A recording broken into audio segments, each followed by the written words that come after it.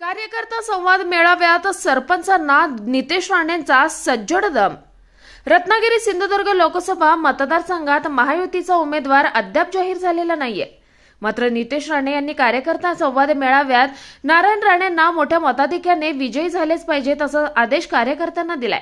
ते म्हणाले की जेव्हा नारायण राणे उमेदवार म्हणून समोर असतील तेव्हा 80 ते 85% मतदान आपल्याला करायचंय। सर्वांचा हिशोब मी घेऊन बसणार आहे।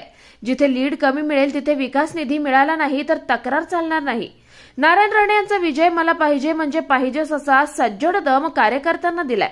पाहुयात काय म्हणालेत आमदार नितेश राणे। येणाऱ्या 7 मेला जेव्हा लोकसभेची निवडणुकीसाठी मतदानासाठी आपण जाऊ तर ह्या जिल्हा परिषदेमध्ये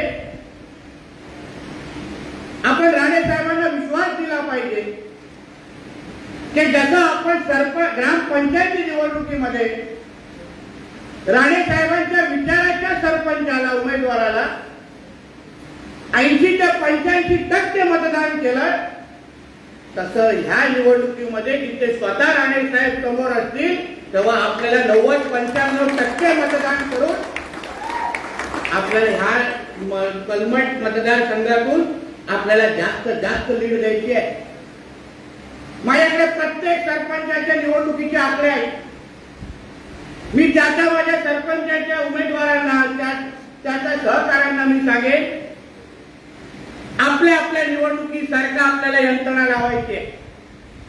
तुम्हाला जसे मतदान मिळालं, जेवढं मतदान मिळालं, मला त्याच्यापेक्षा जास्त गवय 1% कमी चालणार नाही। सगळ्यांचा हिशोब घेऊन बसणार आहे 4 जूनला,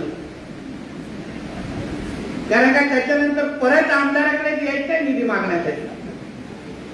आणि मग अगर 4 जूनला मला पाहिजे तसं लीड अगर भेटलं नाही आणि मग मागणी असलेली निधी अगर वेळेत मिळाली नाही तर तक्रार करायची नाही, हे मी या व्यासपीठाच्या निमित्ताने सांगतो।